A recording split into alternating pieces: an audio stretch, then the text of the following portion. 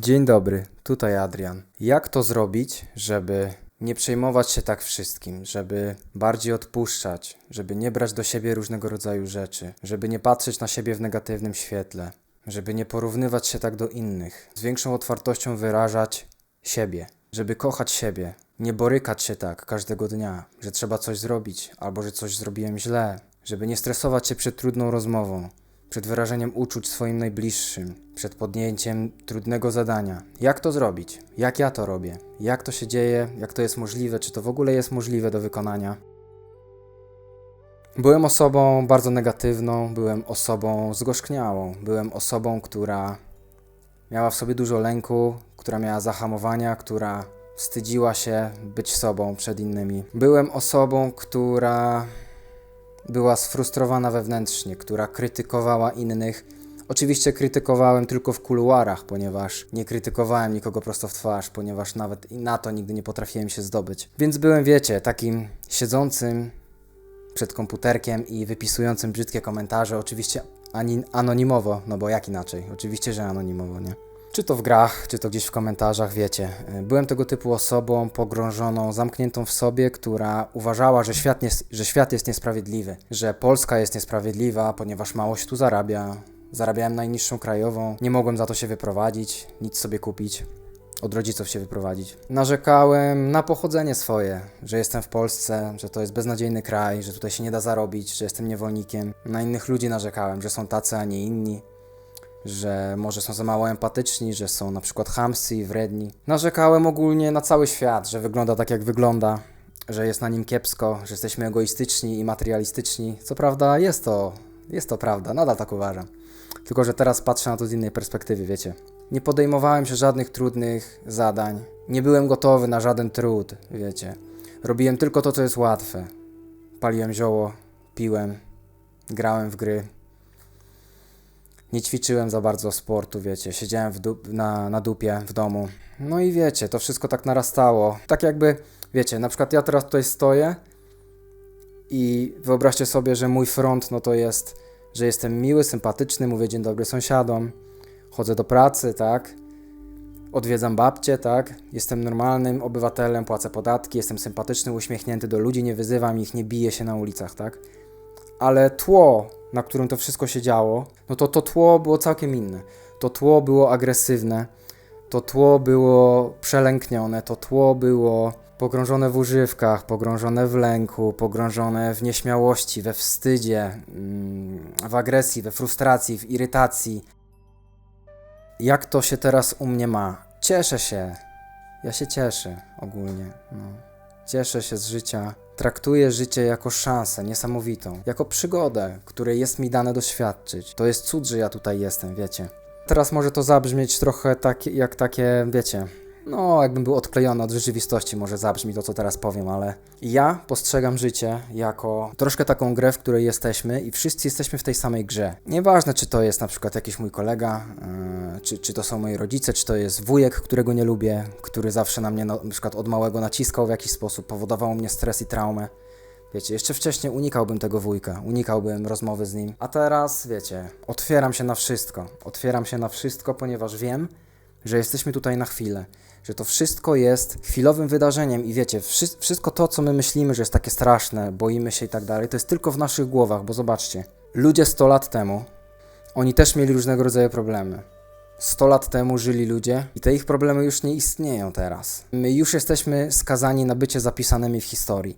Tak jak ci ludzie 100 lat temu, którzy mieli wielkie problemy, przejmowali się każdego dnia sytuacją finansową, życiową, może jakimś rozstaniem, odejściem dziecka i tak dalej. Są różne sytuacje, można się przejmować, można płakać, można mieć depresję. To wszystko minęło. Wszyscy twoi znajomi, których się teraz wstydzisz, ten wujek, którego nie lubisz, ta wredna ciocia, która wciska nos w nie swoje sprawy i próbuje ci mówić, jak masz żyć, krnąbrny kolega, który nie da sobie nic powiedzieć, który myśli, że jest najmądrzejszy, który jest przemądrzały i wiecie, i wykłóca się o każdy szczegół, zawsze chce mieć rację, nie potrafi odpuścić. To wszystko jest jakąś sytuacją, która się tutaj dzieje, ale ona tak na dobrą sprawę nie ma większego znaczenia, bo i tak nas tutaj nie będzie zaraz wszystkich. To jest chwila. Wszystkie te zmartwienia pójdą w eter, w przestrzeń kosmiczną, nie będzie ich za 100 lat. Każdy twój jeden znajomy, który teraz cię obserwuje na Instagramie, a ty na przykład masz ochotę wrzucić jakąś rolkę, w której coś mówisz do ekranu, nie? Masz ochotę, ale na przykład, a co powie ten, co koledzy z pracy nowej powiedzą, wiesz. Nieważne jakiego głupka bym zrobił z siebie tutaj przed kamerą, nie? To pójdzie w zapomnienie. To pójdzie w zapomnienie, naprawdę. Nie będzie po tym najmniejszego śladu, bo wszyscy umrzemy i ta nasza przygoda się skończy. Ta przygoda się skończy. Życie, 30 lat nadchodzących, każdy jeden dzień może się dla ciebie odmienić. Może trafisz w lotka, może kogoś spotkasz, da ci jakąś fajną pracę, naprawdę wpadniesz na pomysł, otworzysz się, mnóstwo rzeczy może się stać. Ale w skali takiej kosmicznej, w skali cywilizacyjnej, to nasze życie jest po prostu tak jak te roztocza, które mam teraz na dłoni, to ja je zdmuchnę, to nasze życie jest jeszcze krótsze w skali planety nawet w skali planety, tych kilku miliardów lat, a co dopiero w skali, wiecie, wszechświata, nie? I ja w ten sposób sobie myślę, że to jest wszystko taką chwilową grą, że to jest wielka szansa, że możemy tutaj być, to jest naprawdę, to jest dar, że my możemy naszymi zmysłami kosztować przepysznych potraw, możemy słuchać muzyki, możemy wyrażać siebie, możemy kochać siebie wzajemnie, że jesteśmy tutaj akurat w tym miejscu w czasie, jestem ja i mój kolega. Albo on, albo ja, ktoś na pewno odejdzie pierwszy. To jest pewne, że ktoś z nas odejdzie pierwszy i będziemy jeden stali nad grobem drugiego. I myśląc w ten sposób, ja zaczynam kochać wszystkich i wszystko. Naprawdę, zaczynam kochać nie tylko ludzi, zwierzęta, już dawno je kochałem, ale widzę je trochę inaczej teraz. Teraz na przykład jak patrzę na mojego kota, widzę, że on jest tym samym co ja. Jest zrobiony z tej samej świadomości co ja. Jest innym po prostu fragmentem jednej takiej zbiorowej, kolektywnej świadomości. Kolektywna świadomość wszechświata. No my pochodzimy z wybuchów gwiazd. W nas są fragmenty pozostałe po eksplozji gwiazdy, takie jak Słońce, nie? No my jesteśmy jednością ze wszechświatem, jesteśmy wspólnie w tej samej łodzi, płyniemy, wszyscy razem.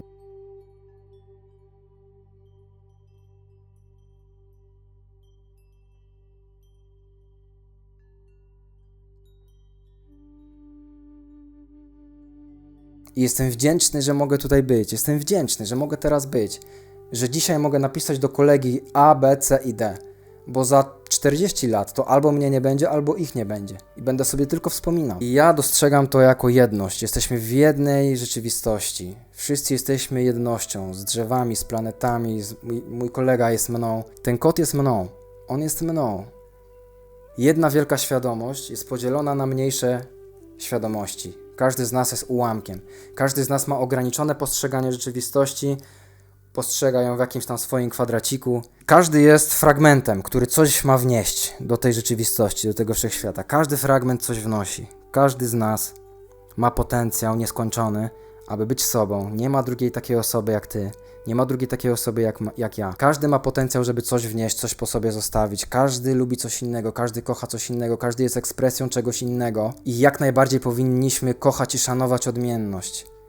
I być pełni podziwu dla kogoś. No i ten kot jest mną, po prostu jest zwierzęciem, tak? Więc jeżeli tu jest poziom świadomości myślowej, jesteśmy zidentyfikowani z myślami, o Jezus, jestem taki i taki, co on pomyślał, wiecie. No to zwierzęta są instynktowne bardziej, one nie przemyśliwują rzeczy, tak? W każdym razie to jest istota, jest to figurka zrobiona z tej samej masy, co ja. Z tej samej masy. Jest tą samą iskrą życia, tym samym drobnym światełkiem, ten mały kot.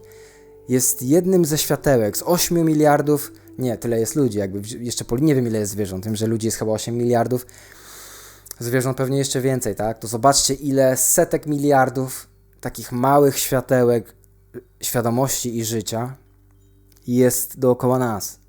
Każdy z nich jest unikalny. I każdy z nich jest tak naprawdę drugim. Ja jestem tym kotem, on jest mną. Jesteśmy tutaj na chwilę. Jesteśmy razem, jesteśmy tym samym. Aby kochać życie, kochać siebie, kochać innych, to jest wybór i to jest ciężka praca i to jest po prostu codzienny trening. Ćwiczę percepcję, postrzeganie, ćwiczę, żeby być, wiecie, żeby kochać po prostu. To jest łatwe nie robić tego. Jakbym się położył na kanapie i powiedział, a w dupie mam ten kanał, to by było najłatwiejsze, co mógłbym zrobić, nie? Najłatwiej jest być nieszczęśliwym. To jest turbo łatwe. Każdy potrafi być nieszczęśliwym. każdym. A bycie szczęśliwym to jest sztuka. I to nie jest tak, że... I to nie jest z zewnątrz, że ja wygrałem na loterii, że ja mam tą dziewczynę marzeń, że ja mam tą pracę marzeń, że ja, nie wiem, urodziłem się z dobrymi genami i mam łapy od razu zbudowane praktycznie od małego, że ja mam świetną kondycję, jestem sportowcem. To daje jakąś tam chwilową radość, ale to nie jest tym tłem, to nie jest tym tłem spełnienia, to nie jest to. We mnie właśnie się teraz rodzi takie tło spełnienia, że ja jestem, że tam ten mój fundament jest szczęśliwy. Ja w ten sposób to wybieram. Uczę się tego, wiecie. Najłatwiejsze, co można zrobić, to się poddać. Każdy może się poddać i narzekać, wyzywać, krytykować, wiecie. Każdy. To jest proste, ale żeby pracować nad szczęściem, nad postrzeganiem, nad czuciem wszechświata, że jesteś tutaj na chwilę, że to jest piękna przygoda, że w każdej chwili możesz wszystko stracić, że już za 20 lat nie będzie 1/3 połowy twojej rodziny. Nie będzie już. Jeżeli ty już teraz nie zdasz sobie z tego sprawy, że zaraz nie będziesz miał cioci, ojca, matki, babci, wujka, siostry, nie będziesz ich miał. Jeżeli ty będziesz żył, chował urazę do nich, nie odzywał się, nie chce mi się gadać z tą ciotką głupią, nie chce mi się. Jeżeli tak będziesz podchodził do życia, to będziesz zgorzkniały, bo gdy już przyjdzie ten moment, że oni umrą, to wtedy zaczniesz myśleć, jednak mogłem. Musisz już teraz zdać sobie z tego sprawę. To już w tym momencie jest koniec. Wszystko dzieje się tu i teraz. Wszystko jest początkiem i końcem tutaj i teraz. Masz teraz i ten moment, żeby wziąć tę słuchawkę i zadzwonić. Pogadać. Może kogoś przeprosić. Zapytać co u niego. Nawet jak to nie była twoja wina. Schować głowę w piasek i powiedzieć przepraszam, jeżeli cię uraziłem. Nawet jeżeli wiesz, że to on ma niską świadomość, jest pogrążony w myślach, chowa urazę, pokazuje palcami, nie widzi nic w sobie. Nawet jeżeli to wiesz, możesz schować głowę w piasek i po prostu docenić to, że on jeszcze żyje, że jesteś w stanie wymienić z nim 2 zdania. Bo nie będzie takiej okazji później. Wszyscy pójdziemy do piachu. Wszystkich, których znasz, pójdą do piachu. Wszyscy znajomi twoich znajomych pójdą do piachu, ich rodzina. I nic nie będzie miało znaczenia. To, że teraz stoi przede mną ta lampa pierścieniowa, ten telefon, ten mikrofon. Mogę sobie pomyśleć, tu wydałem na mikrofon siano. Wiecie, tu musiałem włosy ułożyć, kurde, muszę kupić. Wiecie, jesteśmy w takim ciągu myślowym, nie? Tutaj, wiecie, mikrofon, dobra, żeby działał, tu włosy, muszę kupić zaraz do włosów tam gumę, tak? Tutaj, dobra, lampka chodzi. Wiecie, dobra, perfumy mi się kończą, muszę kupić, kurde, nie mam trochę kasy. Tej kasy to mało. Dobra, to tam nie idę, wiecie. I takie życie cały czas jest, a nikt się tak jakby nie zatrzymuje nad tym, że to nie ma znaczenia, to nie ma znaczenia, to nie ma znaczenia. Nic materialnego nie ma znaczenia. Nic nie jest trwałe. Nic nie jest trwałe. Masz największą miłość życia, jak chłopaka czy dziewczynę. Kochacie się na zabój. To w 100% nie jest to trwałe. Nie dlatego, że ktoś odejdzie, tylko dlatego, że jedno umrze w końcu i nie będzie już tej trwałości. Wszystko jest na chwilę. Wszyściutko. Zdrowie, życie, młodość, starość, przedmioty. To jest moment, wszystko chwileczką jest. Nie ma nic stałego, nie można się przywiązywać do takich rzeczy. Po prostu trzeba być. Kochać siebie. Uświadomić sobie, w jakiej pięknej jesteśmy chwili wszyscy. Żyjemy, to jest praktycznie niemożliwe, że my żyjemy.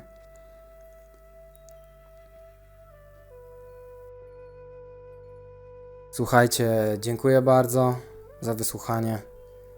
Będzie mi miło, gdy zmotywujesz mnie do tych filmów, dasz tą subskrypcję, dasz tego lajka, napiszesz ten komentarz nawet jednym zdaniem, jednym słowem.